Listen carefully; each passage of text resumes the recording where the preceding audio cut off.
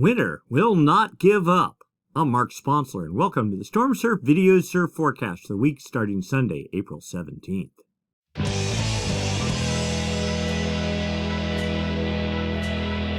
Stormsurf, waves, weather, buoys, altimetry, snow, temperatures, El Nino, weather analysis, essential data for outdoor people, all the time, no hype.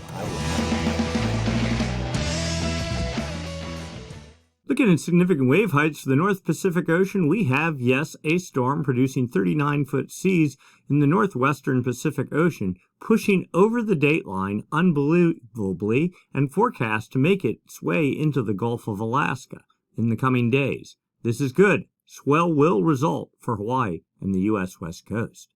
As usual, we'll start by looking at winds at jet stream level. That's up about 30,000 feet. And of course, those winds help support gale formation. When gales form, help direct their track. We're looking for a trough, a dip in the jet, just like right there. What that helps do is create a counterclockwise flow aloft and down at the ocean surface. That's the hallmark of low pressure. Low pressure, if it's strong enough, generates winds. Winds, if they're strong enough, generate seas as they get traction on the ocean surface. And seas, as they radiate away from the fetch area, eventually turn into swell, which, when it impacts your beach, turns into surf. So, we have a trough in the northern Gulf of Alaska here. Not a very strong one. Wind's pretty weak, maybe 150 knots over a tiny area there, but maybe starting to do something, if nothing else, maybe producing some weather beyond. Over in the West Pacific, it's consolidated, the jet is consolidated, but no troughs really indicated, though we know right about here that low pressure system, it's actually a tropical system, is about ready to push over the northern dateline. Let's put this into motion. As we get into Monday, a new trough starts developing that will support that low pressure system as the existing trough gets ready to push into the U.S. West Coast, making mainly weather down into maybe central California, something like that. But then as we get into Tuesday, the new trough starts developing as the tropical low pressure system starts falling into it, and that'll help generate some more wind energy and perhaps some seas and some swell. Nothing super huge is expected, but anything rideable out of the northern hemisphere in April is a good thing. And you see, as we get into Wednesday, Thursday, that trough continues to push into the U.S. West Coast, likely producing more weather. But also notice as we get into Thursday night, off the Japan coast and the Kuril Islands, the jet gets much weaker, starts fragmenting, falling apart. When it splits like this here, that just produces high pressure. And that probably would mean the end of the North Pacific season, unless, of course, we get lucky like what we've just been having. And by the time we get into Sunday, yes, weak low pressure, weak trough, I guess you want to call it, is forecast pushing into the Pacific Northwest, and that's about it. And the jet in the West Pacific looking pretty weak. All right, let's go take a look down at the ocean surface. Here we are, surface level pressure, surface level winds, and we know there's a trough here. There's a weak low trying to organize, not a swell producing system, but maybe a weather producing system. We'll get into that in a minute, but precip probably into California. But the tropical system is turning extratropical with winds 45 knots. It's extremely rare to get a tropical system at this time of year in April, developing developed here off of the Philippines. I think we talked about this last week. And actually, as forecast, has made it up and is pushing over the dateline as we speak. Now, it's supposed to weaken some as it pushes into the Gulf of Alaska. And as we get into Monday, you can see the weak low-pressure system off of California pretty much falling apart, maybe a front making it down into San Francisco or Santa Cruz area. That's about it. While the tropical system tries to reorganize, producing 30, 35, almost 40-knot northwest winds, not aimed very well at Hawaii, but energy from over here should push into the Hawaiian Islands, and generating basically a new swell targeting the U.S. West Coast. And that continues into Tuesday night and Wednesday. You see 30, 35-knot winds off the U.S. West Coast with a front, it looks like, pushing down into San Francisco. Also, a secondary low developing over the dateline with 45, if not 50-knot winds. and that too could produce swell for both Hawaii and the U.S. West Coast if it develops as forecast. So we get into Thursday, that system pushes over the northwestern Gulf of Alaska, generating swell, then sort of falling apart when Friday into Saturday while it fades out in the northern Gulf of Alaska. We're out a week now, and then as expected, the jet being pretty weak, everything just sort of falls apart, high pressure takes over, and that's the end of that. All right, so let's go take a look at the effect of those winds on the ocean surface, but we're going back a week. Yes, Saturday, a week ago, the little tropical system developed off the Philippines, started pushing off to the north, nothing too impressive, generating, they are 44-foot seas. This was a midweek Wednesday. All this energy aimed at Japan, nothing at Hawaii, nothing at the U.S. West Coast. But then it started making this northeast track on Friday into Saturday, and then fetch started becoming aimed at the U.S. West Coast and maybe some at Hawaii. Sea's not particularly huge, 38 feet over a small area, probably most of that energy more aimed off at the Aleutian Islands. And then we got into Saturday, the system started regenerating, tapping jet stream energy, and this morning seas were up to 41 feet. Let's see if they got any higher than that. No, and then down to 39 feet as of right now. If I recall last week when we did our video, peak seas were supposed to reach 46 feet, so we certainly didn't meet that mark. But the fact that this system developed it all, held together, and recurved off to the northeast is certainly thumbs up for the GFS model. It did a pretty good job on this. I mean, a week out and to still get 39 to 40-foot seas, pretty good deal indeed. So that was the hindcast model. This is the forecast, looking forward. So those seas, as we get into Monday, start fading. But we also know the gale is to try to redevelop a little bit here in the northwestern Gulf of Alaska. 28, 29-foot seas, and then in the 25, 26-foot range as we get into Wednesday, and then off the U.S. West Coast. The close proximity to the U.S. West Coast probably making for pretty raw sea state, but down into Southern California, maybe a little bit better. Secondary low starts building over the northern dateline region with 33-foot seas in the Hawaiian swell window and the U.S. West Coast swell window. So certainly some swell is possible from that. The system pushes into the central Gulf Saturday. That's almost a week from now. Again, the caveat, we'll believe it when it happens, especially given that it's April. And then we're a week out, and then everything falls apart as expected. Now, the southern hemisphere is also coming online, and there is swell. Actually, a system developed a week ago, Saturday evening on the 9th of April under New Zealand. Not a giant system, 25, 26-foot seas, but swell from that system is starting to impact the Hawaiian Islands, south-facing shores of the Hawaiian Islands. No huge particular swell is expected from it.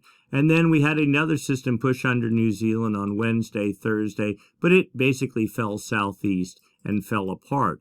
That said, the tropics are not over. A small system then started developing on Saturday in, we'll call it the southeast Pacific, with 35-foot seas, building some to 37-foot seas on Saturday, and then 38-foot seas before starting to fade and move out of the Southern California swell window. That's about 118 west, and that was early this morning and fading out. Small swell from that system is sideband swell is radiating northeast, mainly focused on, we'll say, Peru and Central America, but some energy could push up into Southern California and Northern California, but it will also likely be masked by swell coming from the northwest. A second system started developing today off of New Zealand with 28-foot seas, building to 30 feet as of right now.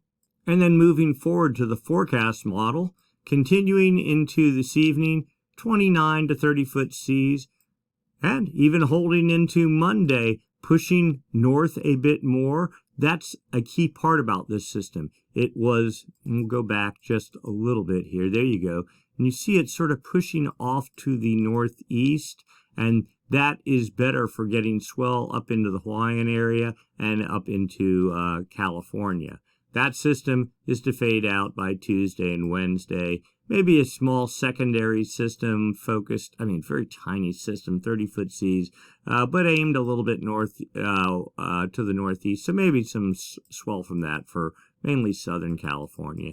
Then looking out beyond, you see this kind of blue thing there. That suggests high pressure. You watch the storm track sort of falling there to the southeast. But then as we get into a week out, supposedly a broader, some sort of a system forming under New Zealand. So the point being, we have southern hemiswell in the water, targeting Hawaii initially, and then maybe Southern California in that area about Tuesday or Wednesday of this coming week. And then more behind that. So southern hemiswell coming online, northern hemi, not done yet, still giving it the good try. And then local wind situation. Trades kind of more northeast for the Hawaiian Islands. A slack wind pattern for north and central California for the moment. But then as we get into Monday, south winds take over, at least north of, we'll say, Santa Cruz, but quickly fade out as a weather system, mainly weather producing, not swell producing, moves onshore. We'll get into that more in a minute. This sort of northeast trade wind pattern continues for the Hawaiian Islands through Tuesday. And then Wednesday, you can see a front moving onshore right here for Northern California down to maybe Santa Cruz, something like that. Trades continue for the Hawaiian Islands. Thursday, still some sort of, it's not real obvious here, but probably some sort of a southerly, southwesterly flow maybe. Down into Santa Cruz, something like that. So that would likely mar any sort of stronger swell coming in. Trades for the Hawaiian Islands. Secondary system builds in the Gulf as we get into Friday. And then high pressure trying to take over. You see the northwesterly flow from about San Francisco southward at about 20 knots. Trades building in stronger for the Hawaiian Islands, pushing 20 knots.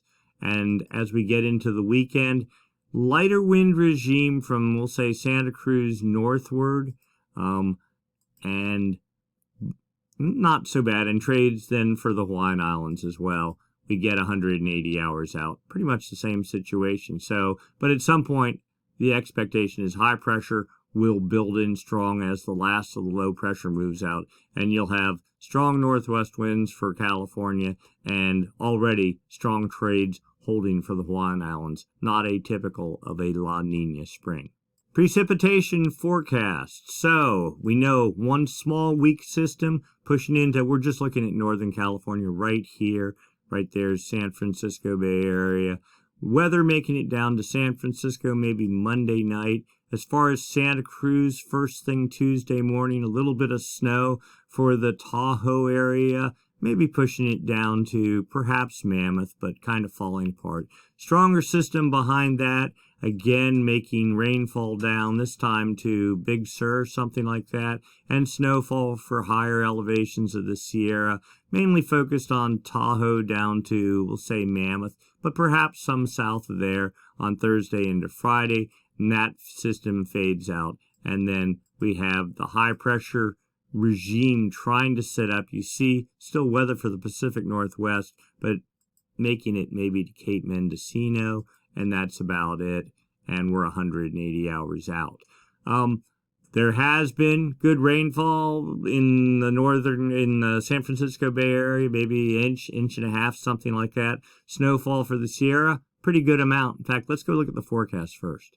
Squaw Valley, this is the Monday night, Tuesday system, maybe a foot of snow. And then the, the Wednesday, Thursday system, theoretically another 2 feet or so on top of that for a total accumulation of, there we go, 40 inches, if you believe that. Okay, but still not too bad. Actually, the models have done pretty well. So the forecast for squaw was about 4 feet for the previous systems this week.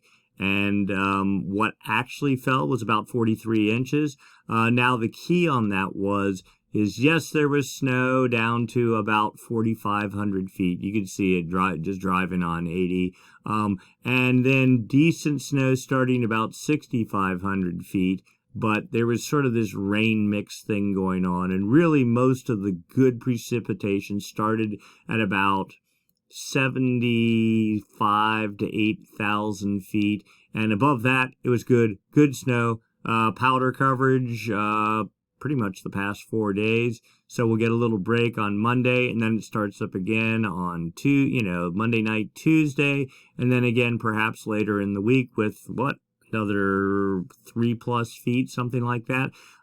It'll be interesting to see how much actually accumulates high. I mean, it is a high, 8,000 foot plus snow level sort of thing. In fact, we can look here, snow level forecast for squall. So this is the base of squall. This is the summit up about 9,000 feet. The snow level, pretty warm today. I mean, it was in the 50s at the base this morning. But then as we get into the week, snow level falling down to about 6,000 feet, maybe 5,000 feet, something like that. And then going even lower for the bigger precipitation event, down to about 4,500 feet. So pretty much like what we've been having the past couple events. Then after that, we think it's pretty much over. So if you're going to go get some snow, better get it soon. The good news is this is great for building up the snow base. I mean, it was looking pretty bad up low, and then after this past dump, it really looked like winter from about 6,500 feet on up. Much better situation than where we were. And rainfall potential or rainfall amounts here, nothing great in the Bay Area, and the lines probably didn't make it too far south of here, but any bit of water falling to get into the reservoirs is a good thing. Snow forecast for Kirkwood, about 2 feet, maybe 26 inches, something like that, from the two systems coming in this week. Snow level, now Kirkwood much higher, with the base at 8,000 or about 7,800 feet, and the summit up almost at 10,000 feet. So snow from the base to the top from both these events. Mammoth, because it's so much further south, maybe to eke out 7 inches, something like that. Just a function of the storms, like everything this year, falling north to south instead of coming off the ocean, the backdoor front situation, and they're further south down the Sierra, so less precip available, most of it getting wrung out by the Tahoe area, and not much left as it reaches down into Mammoth. All right, let's go take a look long term. What's going on with the Madden Julian Oscillation and the El Nino Southern Oscillation? As usual, we start by looking at winds on the equator, just 5 degrees north and south of the equator. And we're looking for signs of the active phase of the MJO, the Madden Julian Oscillation, this periodic weather oscillation that goes around the planet. Active phase on one side of the planet, the inactive phase on the other, rotating from west to east. When the active phase pushes over the Pacific, well, the active phase is essentially a low-pressure system. When it pushes over the Pacific, it feeds energy to the jet stream. That, in turn, energizes the jet stream, supports storm development, and then also, if it's strong enough, can reverse or dampen trade winds where the active phase is, and that can take warm water that's typically pushed into the West Pacific by trades. It reduces the trades, allowing that warm water to push east. Successive active phases of the MJO can get successive waves of warm water pushing east, known as Kelvin waves, and that in turn can kick off El Nino. So, and El Nino, of course, is very good for storm production for Hawaii and the U.S. West Coast, and also great for ushering in precipitation. More precipitation than normal. We certainly could use that. So just for fun, we got some reports, saw some pictures of snowfall in Japan, just amazing amounts of snow that have built up there. We've gotten word from one of our viewers from Australia. They were talking about much more rainfall than normal in eastern Australia. Also reports pictures of plowing a road in, I believe it was Washington State, sort of like a Tioga Pass thing where they just let the snow build up all winter and then they try to plow through it. Amazing amounts of snow up there. All this pretty typical during a La Nina year. The focus of the energy is over the they'll say the far west Pacific, if not inland into Asia. And then whatever does make it over focuses on the Pacific Northwest, but doesn't get down into California, held at bay by stronger than normal high pressure in the Gulf of Alaska and over the U.S. West Coast, mainly the southern and the California portion of it. All right, so we're looking for signs of the active phase of the MJO. First off, we're looking at data from the TAO buoy array, series of buoys strung across the equator, used for monitoring El Nino, but also are pretty good at monitoring. You divine sort of whether the active phase is in the Pacific or not. So here's the West Pacific here, East Pacific here, zero's the equator, that's New Guinea there, the date line right there. We're just looking at the arrows. Winds strong out of the east in the East Pacific, and strong out of the east trades in the Central Pacific and over what we call the Kelvin wave generation area, this area in the West Pacific that when the active phase of the MJ is over here, and if it's strong enough, it can create Kelvin waves. That is warm water pushing to the east. But it's not the actual wind speeds, it's the anomalies, differences from normal for this time of year. You see just a little hints of maybe the trades are a little bit stronger, but not much in the East Pacific. Just a hair bit stronger over the Central Pacific, and still a little bit stronger than normal over the Kelvin wave generation area. So no clear sign of the active phase of the MJO. Let's go look a week out. All right, 850 millibar zonal wind anomalies. Fancy words for is the wind blowing harder out of the east or harder out of the west than normal. We don't care about the north or south component of the wind. What we're really looking for is the active phase of the MJO creates stronger than normal or westerly wind anomalies, the inactive phase easterly anomalies. All right, so this is the whole plan on one chart. The date line runs right up the middle, so that's in the Pacific Ocean. The far West Pacific is about 135 east, so right about there, okay? And then the Kelvin wave generation area ends about 170 west, so right about there. And just eyeballing this, the blues and the purples are easterly anomalies. Consider that inactive phase of the MJO.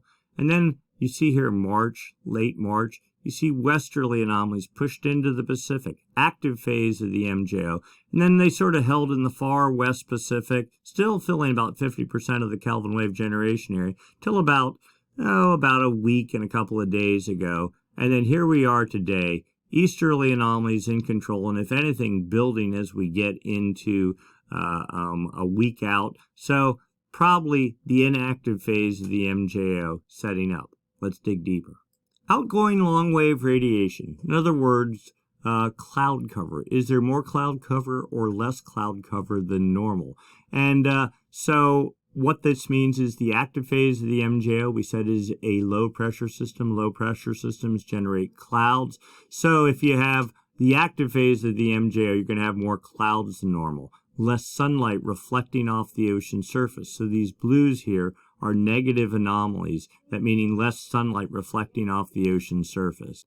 And let's get oriented here. So South America, Central America right there, Hawaii, New Guinea, the date line right there, the equator right there. Kelvin wave generation area, 170 west to 135 east, 5 degrees north and south of the equator, so right there. So, and this is the statistic model, the CA model. Okay, 5-day panels, goes out 2 weeks. Day 0, day 5, day 10, day 15. So a weak active phase of the MJO is indicated today over the Kelvin wave generation area. But you can clearly see the reds, the yellows, the oranges. That's drier air setting up over the maritime continent, moving into the Kelvin wave generation area about 10 days from now, filling the Kelvin wave generation area 2 weeks from now. So it looks like the inactive phase of the MJO taking over. The dynamic model, though, the GEFS model,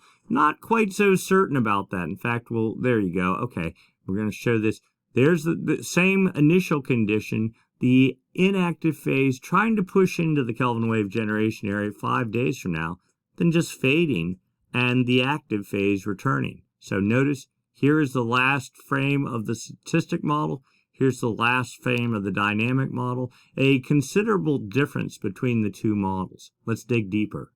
All right, phase diagram charts. The same two models. Statistic model here, dynamic model here.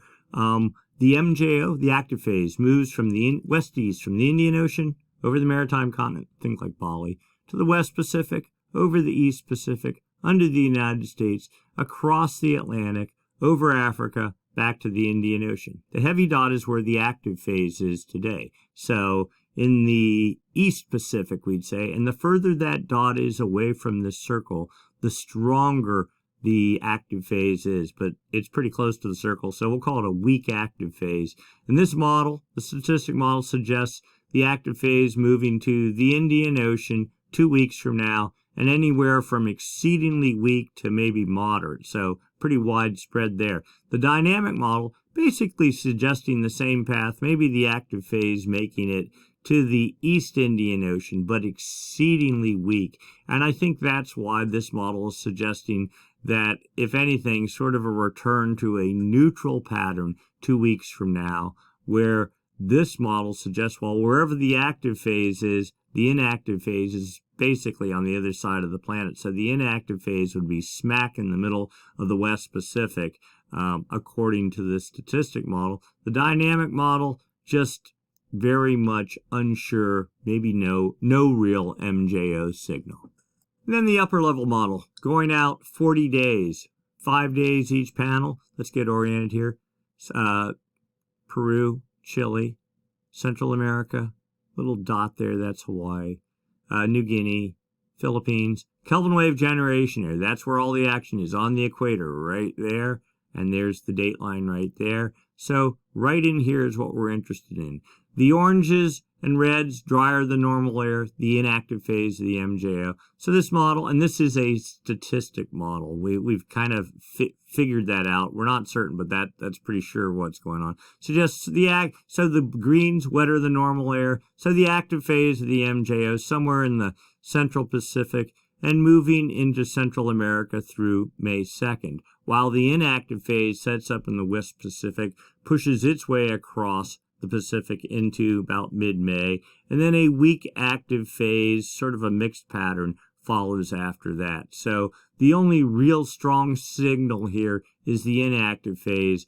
That, per the statistic model, we know the dynamic model does not support that view of the world, though. The 1 month CFS model, again, whole planet on one chart, date line runs right up the middle, Kelvin wave generation area starts right about here, 135 east.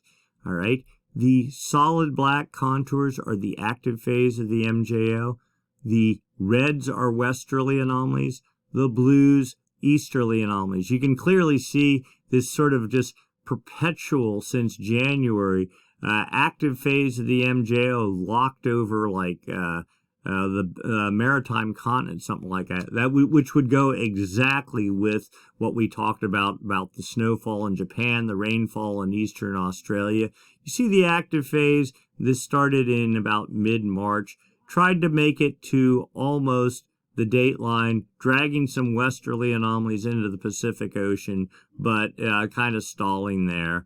And then right now, the dotted contour, the inactive phase, the dotted contour here you see already moving into the western Kelvin wave generation area, and you see the blues, easterly anomalies forecast to take over for 1 week, about 2 weeks, then that fades out, and now after that the CFS model is a bit undecided as you get into late April. Yeah, westerly anomalies sort of try to set up, but just kind of a weak neutral pattern, with supposedly some sort of a faint sign of the active phase of the MJO in early May, but with easterly anomalies building on the date line. So a real mixed bag, kind of a generally weak MJO signal forecast after we get through the inactive phase it's trying to set up now.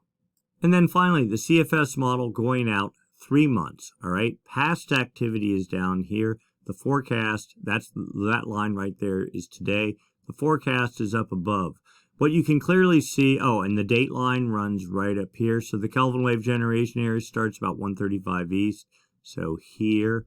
And what becomes real clear if you look at this, well, one, there was a active phase of the MJO. The yellows and oranges are westerly anomalies. The blues are easterly anomalies. There was an active phase in the January time frame. That created a Kelvin wave. We'll get into that in a minute. And then easterly anomalies pretty much have taken over since then, filling the Kelvin wave generation area. Now you see, starting in about a week, easterly anomalies start pushing off to the east, and westerly anomalies, which were lined up pretty much here all of a sudden start pushing to almost the dateline and pretty much take over and displace the easterly anomalies to the east to a point pretty much just in the eastern Gulf of Alaska. This suggests, just looking at this, and this model has been saying this for 2 months now, that the El Nino signal, if you want to call it that, which has been sitting over Japan and Australia and the Indian Ocean, is to start shifting east, maybe making headway into the Pacific. That would be a really good thing if it were to happen. All right, so let's overlay some data here. MJO, we'll start there. All right, so the solid red contours, the active phase of the MJO, and it is currently just about done. Maybe this solid red contour is really part of this initial active phase of the MJO, maybe dragging itself across the Pacific into the first week in May, something like that. But even after that, inactive phase, a very weak one, but you see the westerly anomalies, if not, or just neutral anomalies, still in control. That's interesting. And then a weak active phase after that in late May, the whole way into July, and westerly anomalies taking over almost to the dateline, filling the western half of the Pacific. That would be great news. Now let's overlay the low pass filter. This is the high pressure, low pressure bias, we'll call it. The dotted contour here, you saw that pop up. In fact, we can take the MJO signal out, leave it, but you just see how all this interacts. The dotted contour is a high pressure bias, okay? But you see from this winter back in December, it was centered right over the dateline. And then as you see now, it is at about 150, something like that, maybe 145 west. And it's supposed to continue moving off to the east to be basically just south of a point south of California as we get into the summer. And then this solid contour here is the low pressure bias, the El Nino signal, if you want to call it that. You get the sense, you look at the leading edge of it right here, slowly, little bit of time. Well, in fact, in December, it was just barely, not even really in the West Pacific at all. Now it is at about 150 east or so, so about halfway into the Kelvin wave generation area. And by July, forecast to make it almost to the dateline. And you notice as this leading edge of it moves west, westerly anomalies are dragged with it, starting to fill the Kelvin wave generation area. And that's important because these westerly anomalies, that's what feeds energy up into the jet stream. That's what feeds our storm track, both in the northern hemisphere and the southern hemisphere. And that also can support Kelvin wave generation and warming, ultimately warming water temperatures across the equatorial Pacific, which then starts feeding the jet stream. And then it's a self-perpetuating cycle after that. Just the opposite of what we've been through, where it's easterly anomalies, stronger than normal trades, no Kelvin waves, weaker energy in the jet stream, and that's what we've been through the past 2 years. So this, and what's interesting here, we're watching this line right here as an indicator. It was stalled completely since January 27th. We're thinking we're seeing, and I mean, it's maybe just optimistic thinking, but this line slowly starting to creep east. As we get into May, that's when significant eastward movement is expected, and then we'll see if all this verifies or if this is all just made-up nonsense. All right, so enough of the MJO thing. Let's start seeing what's really happening down in the ocean. The MJO, these high and low pressure biases, they affect water temperatures on the equator down deep in the ocean. So, again, data from the TAA buoy array. This is the West Pacific here. This is the East Pacific here. These are the anchor lines on the buoys. The X's are sensors on those anchor lines. And yay, this one section here, which had been down for months, is back up and operational. The data here is collected from the sensors. You take it and you process it with a model, and then you get to see how the temperature profile is down deep in the ocean. In the far West Pacific, the 29-degree isotherm right there. You can just barely see it. I don't even remember whether it was there or not last week. The 28-degree isotherm, that's 28 degrees Celsius. That's warm water at about 172 east. I think that's about where it was last week. So no movement one way or the other. 24-degree isotherm, pretty solid, pushing the whole way across the Pacific. Last year, or even this winter, this line went to 140, and it was all cool water over here. So we have some sort of a weak warm flow pushing off to the east. But it is not the actual temperatures. Again, it is the anomalies, differences from normal for this time of year. And what we have is warm water balled up in the West Pacific. This line right here is the leading edge of what appears to be a Kelvin wave. Right there, that's, let's check that, 150 west. This line, it's actually almost to 145 west. It was back at 155 or even 160 a week ago. So we get the sense that maybe there is a Kelvin wave trying to push off to the east. We also have cooler than normal anomalies here in the East Pacific, and we had warmer anomalies there. So what's going on? Well, we had a Kelvin wave that was generated by the active phase of the MJO. I think it was back in January, February. It made it the whole way across the Pacific, just like this. The leading edge kept creeping east, and we'll show you on another chart. Well, it's all but faded out here in the East Pacific. Then you get sort of after that, you get sort of an overreaction. You get cool water that sort of pops up. That appears to be fading now, and perhaps another Kelvin wave is trying to push east. We're not certain on that. If it is, it's exceedingly weak. Here's another model showing the same sort of situation, the fading previous Kelvin wave all but gone in the east. Cooler than normal temperatures sort of taking over the East Pacific.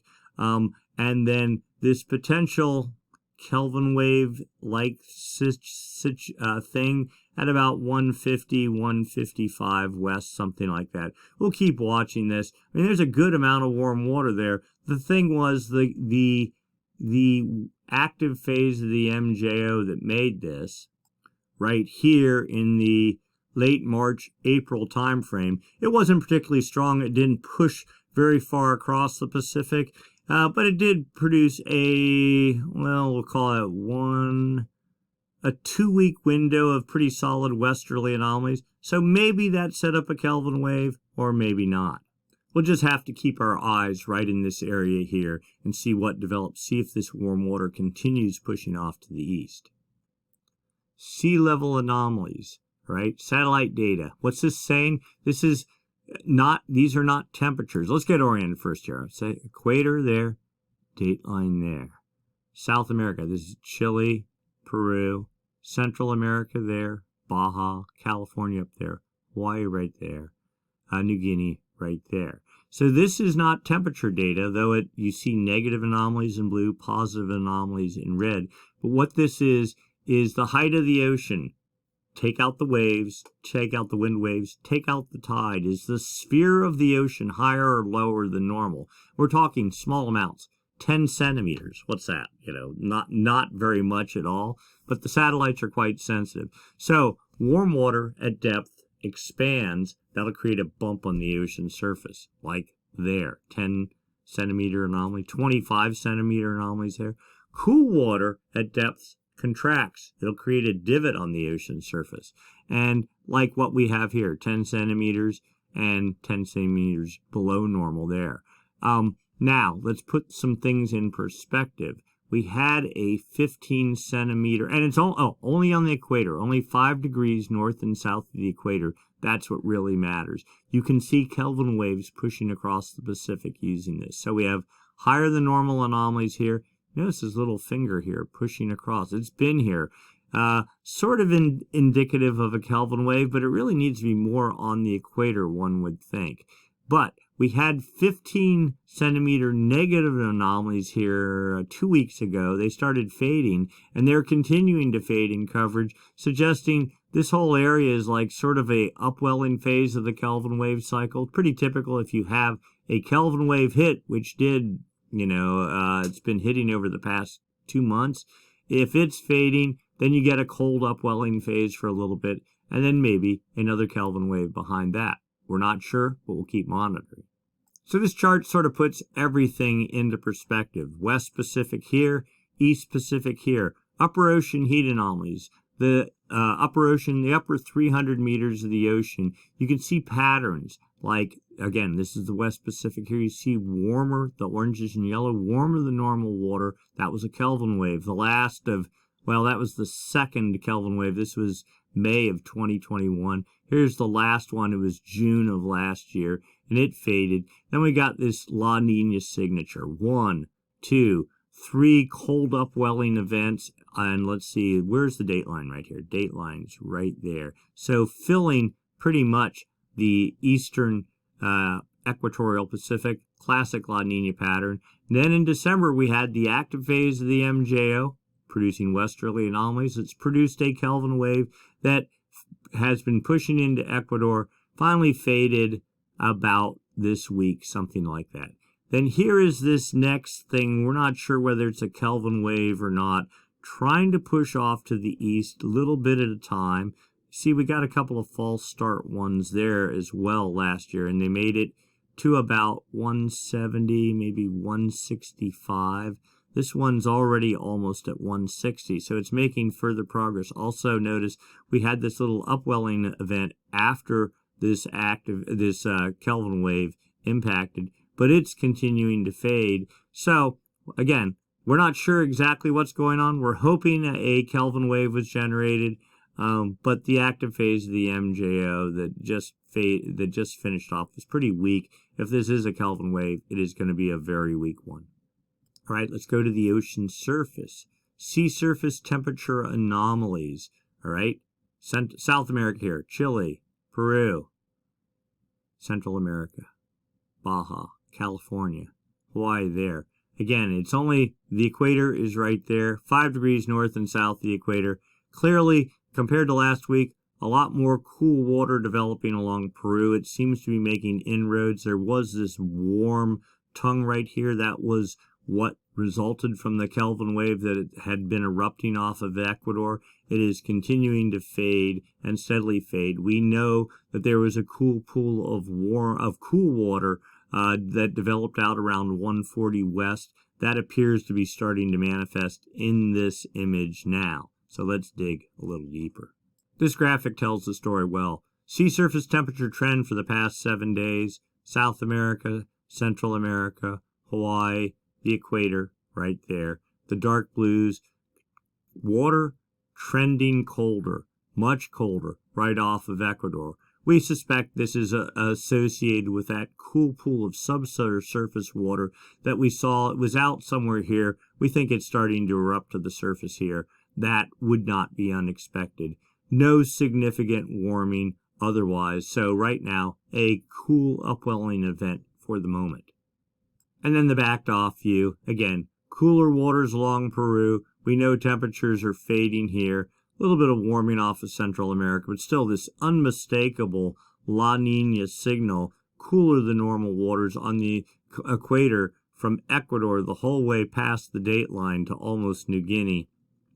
Anything, do not get us into a third year of La Nina, though it seems like at this point in time, this cool pool is pretty stubbornly locked in place, and the atmosphere above it probably is responding to that as well. Sea surface temperature trend in the Nina 1.2 region. This is that area right there along the Galapagos, Ecuador. You can see how temperatures, they were kind of peaked up at about 3/4 of a degree above normal, then sort of stabilized around neutral into the early part of April, but lately have just plummeted. Again, that's that cool upwelling phase thing that's going on. Temperatures right now about 1.5 degrees, 1 597 thousandths of a degree below normal. How much colder will it go? We don't know, but we hope not too much. The more important indicator is the Nino 3.4 region. This is the area on the equator from south of California out to about the date line. This is the official El Nino monitoring region. Temperatures were 0.5 degree, almost, you got to get to 0.5 degree or warmer for 5 consecutive 3-month periods. So we had one reading that was about just out of the La Nina range. Temperatures fell in March, then tried to regroup. Today are falling again, 854 thousandths of a degree below normal, about 3/4 of a degree, or even a little bit more below normal, clearly in La Nina territory. So the question is, where do we go from here? Well, we have one more bit of data to look at. What does the atmosphere think is going on based on its interaction with the ocean?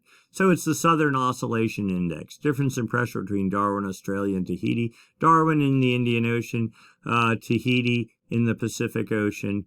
When pressure is higher over Tahiti than Darwin, the index is positive, like today, 18.75.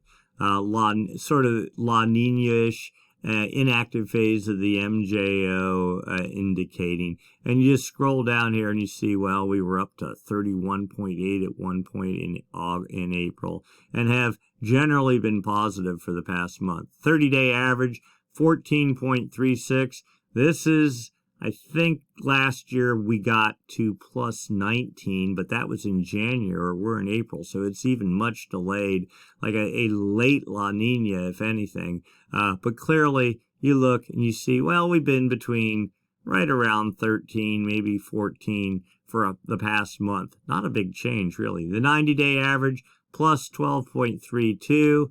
Yeah, now this suggests that, if anything, La Nina has gotten stronger the past month, not weaker. That's not what we want to hear. Here's a 30-day average graphed out. All right, here's the 0 line. Once you get to 5 and above, that's your El Nino indicator. I'm sorry, no, I was thinking temperature. That's just, but if you're 5, 10, if you're anywhere in here, at some point, you're La Nina-ish. All right, so where are we? January 2020, we were hovering in weak El Nino territory. July of 2020, big push up, clearly La Nina. Tried to settle down in the spring, then back up last July 2021. And the trend lately just been steadily upward up to 15 now. So again, no clear sign of La Nina fading as of right now. Sea surface temperature anomaly forecast from the CFS model. Pretty smart model. Right now, showing temperatures at about 1 degree below normal. The dotted line is the forecast. Here's that upwelling phase of the Kelvin wave cycle, the cold cycle. Forecast to peak in about the maybe late April, early May time frame. Now this model suggests after that a bit of recovery, temperatures holding about 1 degree below normal. And then as we get into maybe November, an upward trend, almost starting to reach out of La Nina territory, half a degree as we get into mid-January of next year. So a little bit of hope, but generally this sort of suggests a continuation of La Nina, at least for the fall and the early part of winter, and probably beyond that, because even if these temperatures change, it will take the atmosphere months to sense that change and then act on it. So this model suggesting La Nina for another winter, but that is the uncorrected version. This is the PDF corrected version. It's showing the spike downward, even maybe deeper, but then the recovery at about 3/4 of a degree to maybe 0.85 of a degree into November. And then again, the same thing, making it to almost neutral territory in mid-January of 2023. Other models, and we've previous versions of this video 2 weeks ago or so, suggest many other models suggesting, oh no, we're going to return to neutral as we get into maybe the middle of summer, something like this. So this is definitely a negative, one of the more negative models, but also it's probably one of the more advanced models too. So we cannot discount this, and it's been tracking pretty well with what's been going on. So right now, a little bit of it smells of La Nina, but we're hoping that we don't get there.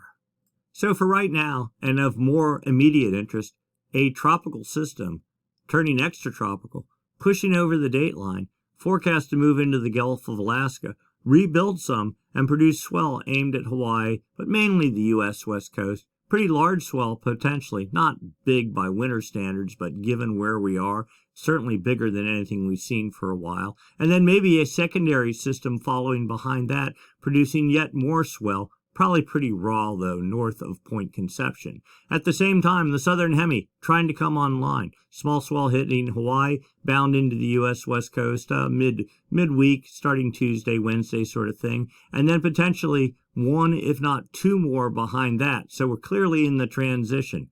The North Pacific, not going to sleep yet, at least not immediately. The southern hemi trying to come online, trying to steal the show, but can't quite do it yet.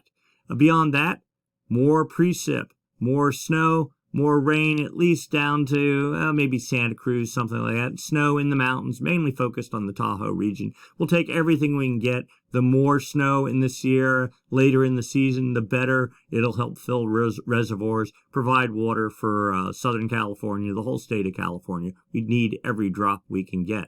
Looking longer term, cold water upwelling at the moment. Potentially, maybe a small Kelvin wave trying to push off to the east. Unsure whether that will actually happen or not. Jury's still out on that. The models long term suggesting right now La Nina continuing for another winter, a third year, kind of unprecedented. We hope it doesn't happen, but we'll just have to wait and see. All right, if you enjoyed the video, give us a thumbs up. If you haven't subscribed, please subscribe. You can also follow us on Instagram. We're there, Stormsurf. And if you have any questions, give us a comment. Let us know what we're doing good, what we're not going well. Or if you just don't understand something, write it up. We'll do our best to answer it for you. All right, so that's it for this week. We'll do it again next week. Same time, same channel. Thanks for watching. Stay safe, get some waves, or get some snow. See ya.